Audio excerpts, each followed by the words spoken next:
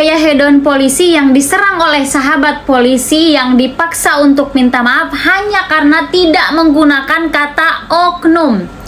Yang dibahasnya polisi, yang ngamuknya sahabat polisi. Padahal masyarakat Indonesia itu sekarang udah cerdas-cerdas. Banana cuma bilang kayak gitu aja, tinggal Google kok. Di internet udah banyak tersebar siapa polisi yang pakai pakaian yang hedon-hedon dan mahal-mahal. Jadi tenang aja, nggak perlu tersindir seperti itu. Masyarakat Indonesia udah cerdas-cerdas kok. Lagian yang membahas terkait hedonisme polisi itu bukan cuma Mbak Najwa Shihab doang. Pak Mahfud MD juga membahas itu. Bahkan Pak Mahfud MD mengatakan bahwa perlu adanya reformasi kultural. Artinya antara oknum dan yang bukan oknum itu sudah berbanding sama. Berarti makanya Pak Mahfud MD menekankan agar adanya reformasi kultural.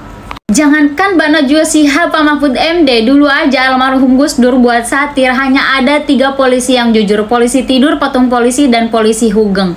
Sisanya dibilang oknum nggak? Enggak! Bagian PLSP sudah menekankan, Pak Listio Sigit sendiri sudah menekankan bahwa siapa yang kritikannya paling pedas, paling keras, dia adalah sahabat polisi. Berarti di sini sahabat polisi itu bukan dia, Mbak Nana, karena Mbak Nana yang kritik. Jadi ya sesuai tugasnya aja gitu. Kalau yang suka mengkritik untuk membangun bangsa ini lebih baik, ya monggo silahkan. Kalau kamu maunya khusus memuja-muji, ya silahkan juga. Tapi keren juga sih jadi Mbak Najwa Shihab. Kenapa? Karena ini berita udah rame banget bahwa sahabat polisi memaksa untuk minta maaf katanya Mbak Najwa kepada polisi. Tapi Mbak Najwa nggak gubris tuh. Jadi dia sadar kalau misalnya ya itu buang-buang waktu gitu merespon mereka. Keren-keren. BTW siapa di sini yang nunggu sahabat polisi untuk paksa Pak Mahfud MD minta maaf juga hanya karena tidak mencantumkan kata oknum? Cung! Jamnya katanya harganya juga ratusan juta. Dicek lagi, wah cincinnya batu safir, harganya hampir miliaran tuh. Polisi jujur di Indonesia itu cuma 3 katanya. Polisi tidur, patung polisi sama hugeng. Kemarin rame banget ya. Yeah. Yang juga rame tuh kemarin sebetulnya sambungannya dari kasus Sambo. Oke. Kemarin kan sempat ramai Citayam Fashion Week. Ya. Sekarang tuh ramai Police Fashion Week. PFW, bukan Paris Fashion Week, bukan Paris Police Fashion Week. Iya, jadi sambungan dari rame-ramenya kasus Sambo. Iya. Itu kemudian juga orang akhirnya ngelihat polisi ini tuh kerap kali nggak malu dan sungkan mempertontonkan kemewahan gaya hidup hedon. Dan spesifik itu dibahas waktu Kapolri rapat dengan Komisi 3. Jadi ada beberapa anggota DPR Komisi 3 yang bilang, sekarang itu, dari dulu sih sebetulnya, bukan hanya sekarang, itu tuh polisi tambah nggak sungkan pamer kemewahan, pamer ada, dan bukan cuma polisinya, keluarganya juga.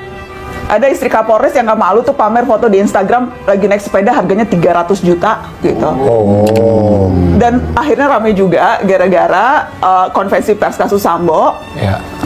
Salah satu petinggi Polri-nya itu tampil dengan baju mewah. Ada tuh kan kalau nggak salah rame di Twitter tuh baju Burberry yang udah dicek-cek secara netizen kita kan ini banget ya, lincah gitu ya. Mungkin akan ditunjukin di sini nanti ya di visual. Nah itu dia fotonya tuh ya. Police Fashion Week, baju Burberry, harganya berapa tuh? 7 juta. Lebih dari 10 juta? 12 juta. Nah, tuh. 12 juta harganya. Terus habis itu dicek lagi, jamnya katanya harganya juga ratusan juta. Dicek lagi, wah, cincinnya batu safir, harganya hampir miliaran dan sebagainya. Jadi ya, tuh. Ini kayak channel YouTube yang berapa harga outfit lo, ya kan? Tapi di polisi ya. Tetap mahal-mahal juga outfit mereka ya. Nah, tapi I have to ask this question. Banana Kajo emangnya salah? Emangnya salah untuk I'm just asking.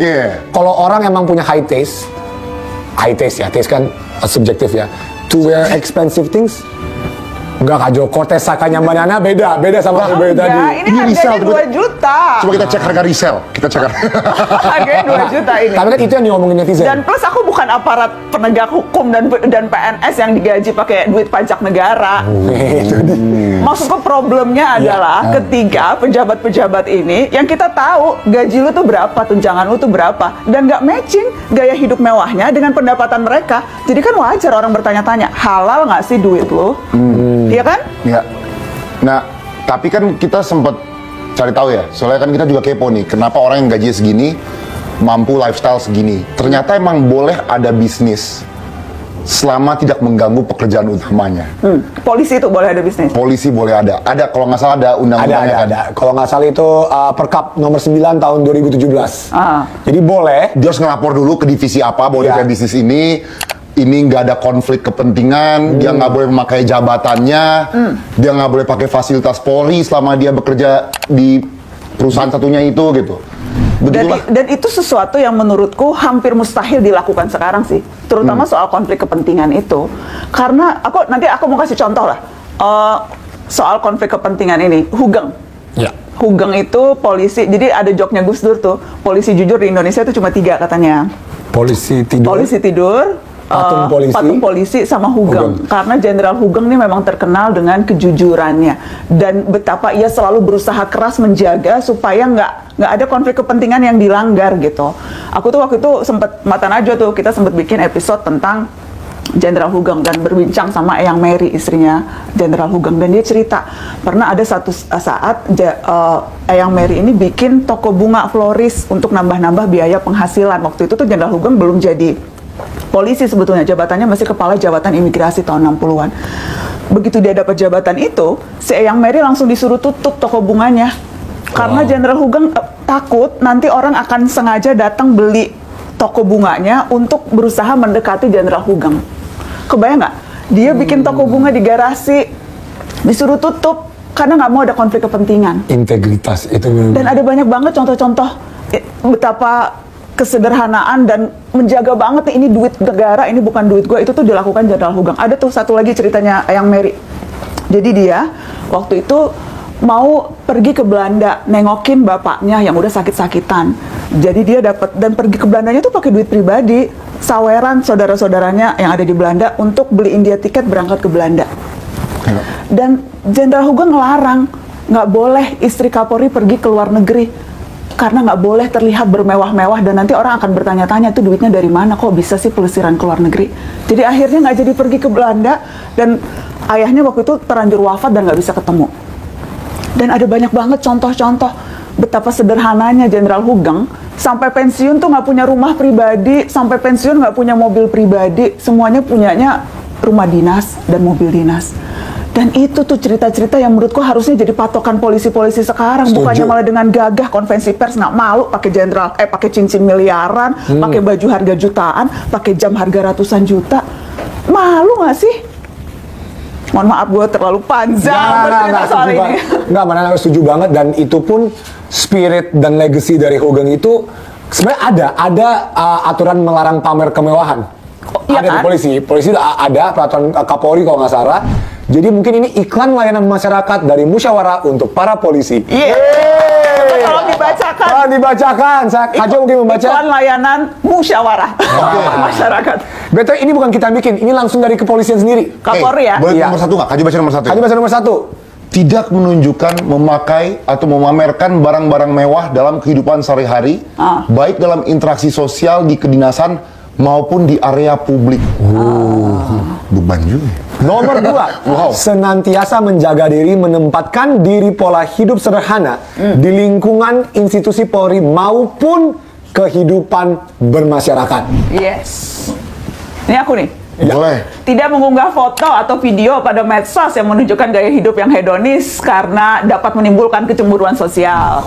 Jadi nggak usah posting-posting bawa tas Hermes, bawa sepeda. Ada yang waktu itu nggak malu posting traveling naik jet pribadi loh.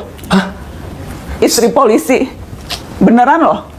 Gue kira cuma Farel doang yang pakai gadget pribadi sekarang. Yang ojo dibanding ya. Gak apa-apa, Farel dulu masalah dengan polisi. Oke, next. 4. Menyesuaikan norma hukum, kepatutan, kepantasan dengan kondisi lingkungan tempat tinggal. Oke. 5. Menggunakan atribut Polri yang sesuai dengan pembagian untuk penyamarataan. Oh, mungkin ada yang bikin ini ya, maksudnya sama-sama seragam tapi bikinnya lebih kancingnya kancing emas gitu, Ya, mungkin emasnya emas beneran gitu. Emasnya emas beneran yang gitu. Mungkin nggak sih? Gitu kali. Oke. Nah, kalau udah gitu tuh, nah tuh kan, poin nomor 7 dikenakan sanksi yang tegas bagi anggota Polri yang melanggar. Oke. Dan gue inget banget nih Kapolri bilang, kita nggak bisa ngawasin semuanya, divisi propam nggak bisa ngawasin semuanya. Jadi tolong masyarakat kasih tahu ke kita, kasih masukan kalau ngelihat ada anggota Polri yang melanggar ini. Jadi yang kita lakukan Divisi ini tuh propam kan? polisinya polisi yang itu. Siapa divisi propam Udah diganti. Oh, ya, udah diganti sekarang. Iya, kerjanya banyak banget ya, harus ngecek medsos siapa nih yang istrinya polisi yang lagi ini. Tapi Abi, one thing ya. Yeah, that's very interesting. Beban banget sih, maksudnya ini susah loh jadi polisi. Maksudnya ngerti kan, kayak di dunia sekarang ya, dunia di mana influencer segala memamerkan segala hal keren-keren di dunia gitu. Tapi kita kalau jadi polisi harus menjadi orang yang ya itu peraturan tadi gitu, harus sesuai pantas dengan, nggak boleh menimbulkan kecemburuan sosial. Berat sih ya, berat banget loh. Berat, tapi emang itu yang selayaknya dan seyogianya mereka lakukan. Itu pilihan hidup Itu kan? pilihan hidup. Kalau lo mau benar-benar sungguh-sungguh, dan ada contohnya kok, walaupun menurutku contoh Hugeng tadi memang ideal banget, mungkin nggak semua orang bisa kayak Hugeng, tapi ya jangan juga terlalu ekstrim gitu kan. Iya. Iya nggak sih? Dan memang segala sesuatu tuh kalau bicara penegakan hukum selalu ekstrim deh rasanya akhir-akhir ini. Iya. Yang kemarin tiba-tiba ada 23 orang rame-rame dapat pembebasan bersyarat para napi koruptor. Itu juga heboh Itu rame banget banget, tau. itu rame banget. Itu tuh bikin emosi jiwa tinggi banget tuh. Gila. Iya kan? Rame banget kan?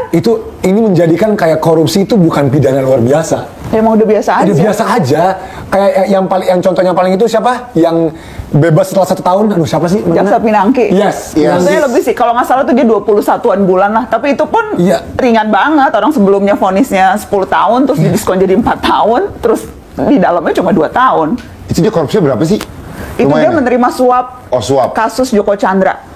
Nerima suap, ini terus rame juga tuh Iya. waktu itu. Iya, itu benar. Nerima suap nilainya sampai 5 miliar, terus habis itu kan yang dia pakai untuk beli barang mewah, terus habis itu ditelusuri medsosnya tuh gimana dia terus pergi untuk operasi plastik dan sebagainya. Itu heboh banget waktu itu kasus Jaksa Pinangki.